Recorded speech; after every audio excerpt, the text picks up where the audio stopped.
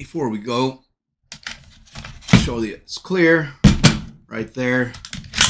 Nothing in the chamber. All right. So, all right. Welcome back again to Brown Neck Reviews, and I am that guy from Brown Neck Reviews. Today is April 4th, 2025, and you're probably going to ask yourself, you know, what does April 4th have to do with anything? Well, today is the day of what was called the Battle of Najaf, or to some might have been called the Najaf Turkey Shoot. All right. Before I talk about this gun, I want to talk about the battle that happened on that day. Okay. And before that, if you haven't watched the Travis Haley account from about 11 years ago on this battle involving Blackwater, several Marines and about 1,000 insurgents attacking them at the CPA in Najaf. Well, I would suggest that you go and watch that from Travis Haley at Haley Strategic, and also another good video that would give some good insight are the videos from Sean Ryan from the Sean Ryan Show. All right, he's got a great video on Eric Prince dealing with Blackwater, and you can go ahead and watch those videos first before you continue with this if you want. All right, but I would highly suggest it if you do. So April 4th, 2004 was there was a battle that happened in Najaf in Iraq. Okay. At that time, Najaf was basically the holy city of Iraq, and you had 1,000 insurgents coming in after the invasion of Iraq to take it back. And before that battle happened, I think a week before that, there were 4 PMC or military contractors that were hung on a bridge there in Iraq. There were Blackwater contractors, and so basically Blackwater had heard that there was going to be, a big attack from the Mahdi army going in to take this CPA in Iraq. And so the call was given out by Paul Bremer, who was, I think, the Secretary of Defense at that time with the State Department, to get them out by any means necessary. All right. And so what happened was he basically just said, go ahead and do it. And the reason why they didn't use the military to do that is because of all the red tape that they would have had to go through to get our military, assets in the air to get these contractors out of this building and the Marines that were there to evac them. So they go over there. They get these 2 helicopters to go there and evacuate them. But while they were doing this, there was an attack, basically. So there were about 1,000 insurgents that came and tried to overrun basically that building. So there were a couple of military contractors on top of the roof, as well as several Marines, and one of them was a guy named Travis Haley, all right, from Haley Strategic Partners. He was a former Force Recon Marine, and also worked with and private military contractor, and I think he also worked with the CIA and, of course, with Blackwater at that time. So they go in and start doing the evac, and Travis Haley gets on a gun that's similar to this, and starts basically going to work for several hours. All right. And again, there's 1,000 people coming to attack this place. Okay. Because they're all pissed off that the U.S. is in there. And regardless of what you think, whatever that political issue was, whether you were on the side or not, it doesn't matter. That's not what this is about. What this mainly is about is the spirit of these people that were there doing battle at that time. Okay, you're talking about military contractors, all right? And this was Blackwater, and Blackwater had received a lot of bad press, basically from mainstream media that probably didn't know what the whole truth was in anything. And so they go in there to evac their buddies, and you have to remember, this is basically like 11 people against 1,000 people coming in, and Travis Haley's on this thing, and I think they called it the Najaf turkey shoot because I think his body count on that was like 100 to 200 people or something that he was able to stop with this rifle over here, which wasn't even his primary weapon system. Okay, but these men and I think there was a woman there also. They were contractors, all right, fighting alongside some Marines, U.S. Marines that were there, and there's a lot of bad press that's been given to contractors, calling them mercenaries, all right, but that would be so far from the truth. Okay, Blackwater itself was founded by Eric Prince, who was a former Navy SEAL, and he served his country with honor. Okay, these are people that have served their country, and their I guess what you would call entrance or requirements for getting in for a lot of their positions, because what they were basically in charge of was VIP security. Okay, and a lot of the people that worked for them, these contractors, were former military, and a lot of them came from Delta Force, Navy SEALs, Marines, Force Recon, any basically special forces, or I should say door kicking type MOS that you would have in the military. So these men and women were on that rooftop for several hours waiting for the U.S. military to arrive to relieve them. But they never gave up. All right, they kept going, and the thing with these people is that a lot of I think all of them, all the contractors on there were at the time, military or reservists or former military. Like I said, special forces, and to see the tenacity that they had is something that should be remembered. And I think this should, although it is not a official U.S. action, this is a private action, I guess, because it was a action by Blackwater to do this. They actually used their own helicopters to evacuate these people. The men and women that were there, they kept going. Several of them got injured, but they kept firing their weapons. They kept going. They didn't stop.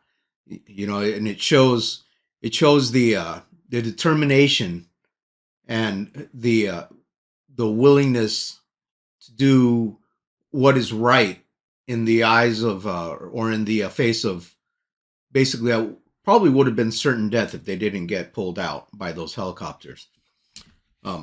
Private military contractors for Blackwater, basically Blackwater would select them, okay, and they would invite you to go. And this is from the Sean Ryan show, from what I saw. Okay, I have no experience in this, but they would basically select you, or you would apply and give them your resume. Yeah, I was with Delta Force or Navy SEALs, or I'd had combat experience. So a lot of these guys were already, at that point where they were very skilled in what they do.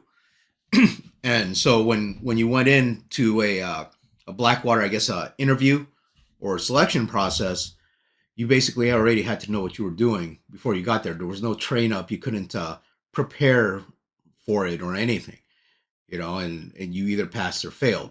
just like with most tests in the military. It's either a pass fail type of situation. But they were on that rooftop for several hours, fighting not not for a cause or any kind of like thing like that, but they were fighting for each other basically, and that's kind of the essence of what a lot of people in the military do.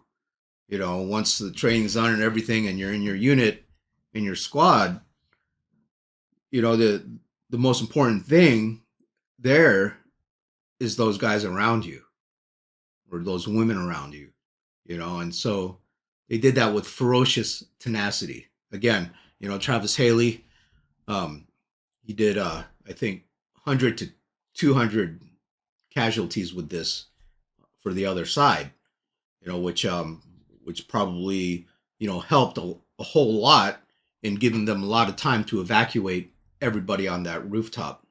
All right, none of them gave up. They kept going. They kept going. Some got shot. They still kept going. They didn't stop at all. And it's that spirit of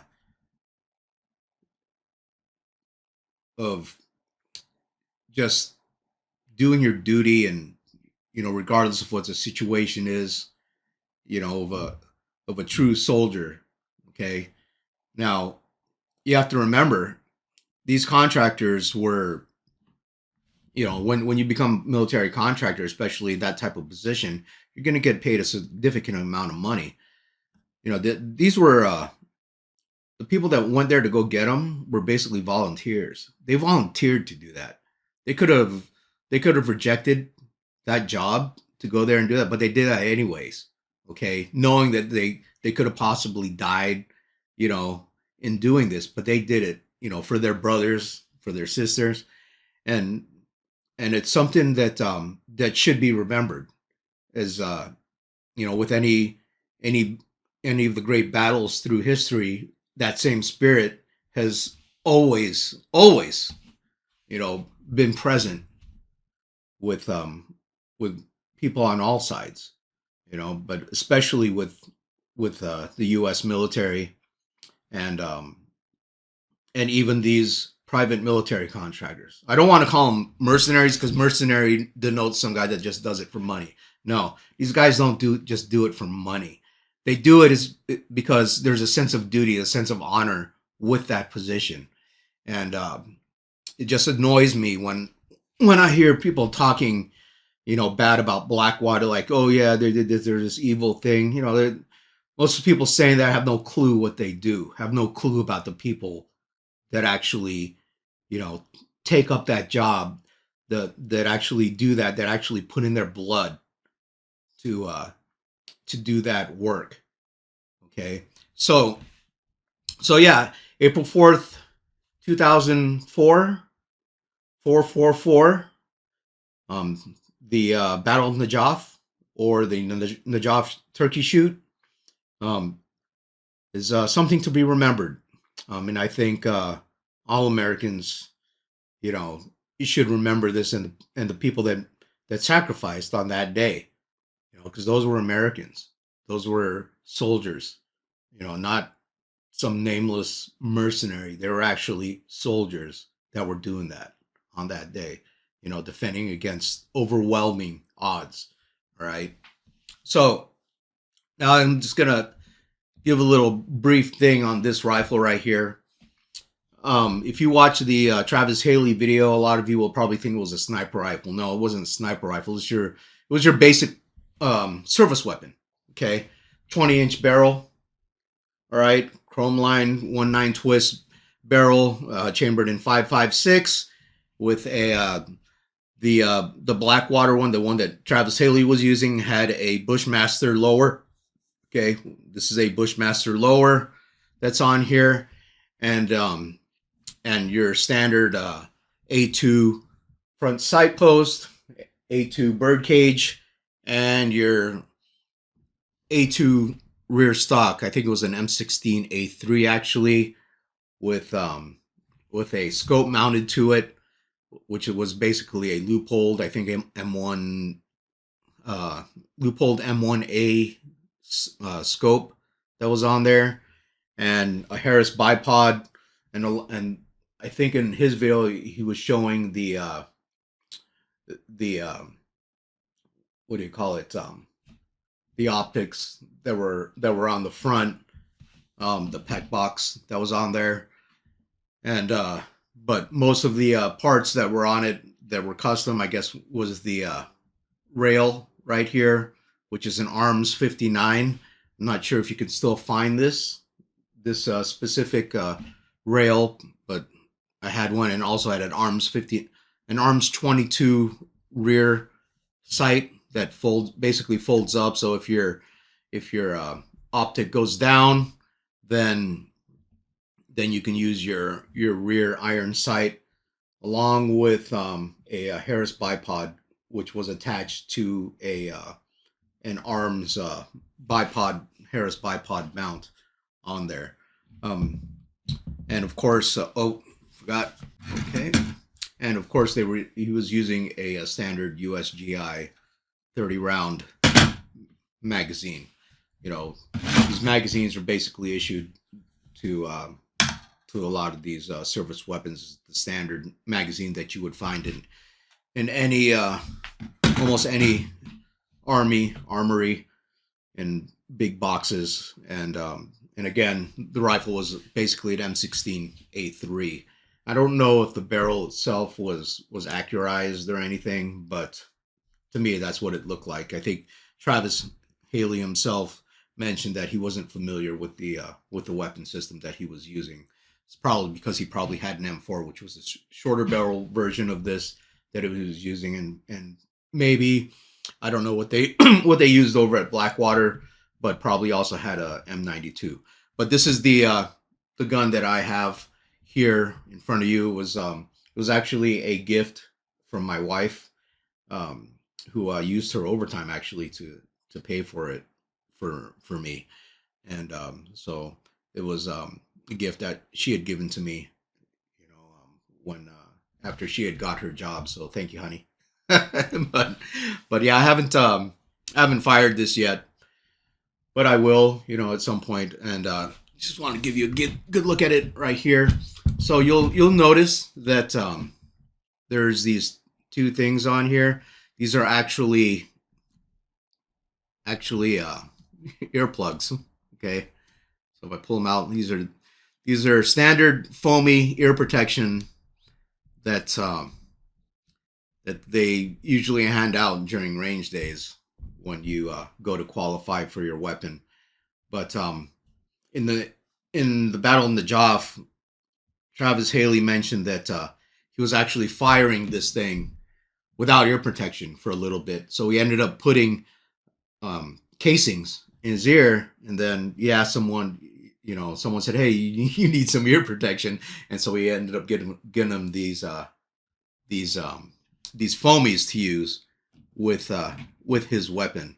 But yeah, this gun, you know, it is your standard M16A3.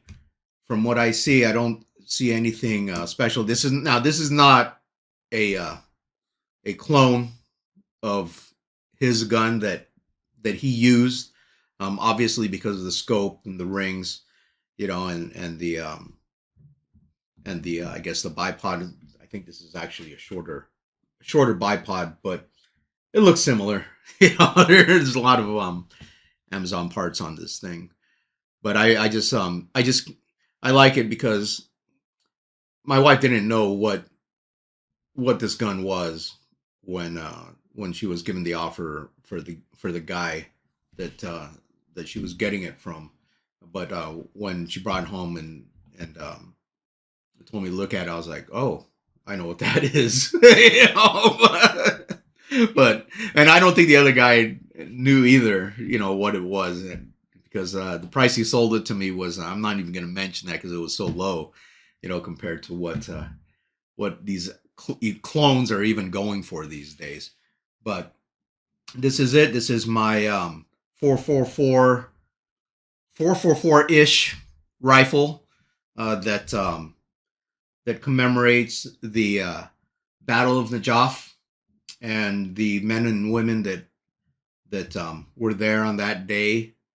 And so, I salute you guys. If you're even watching this video, but yeah, and to Travis Haley, thank you for your service, and the guys that served with you, thank you. I really appreciate what you guys do.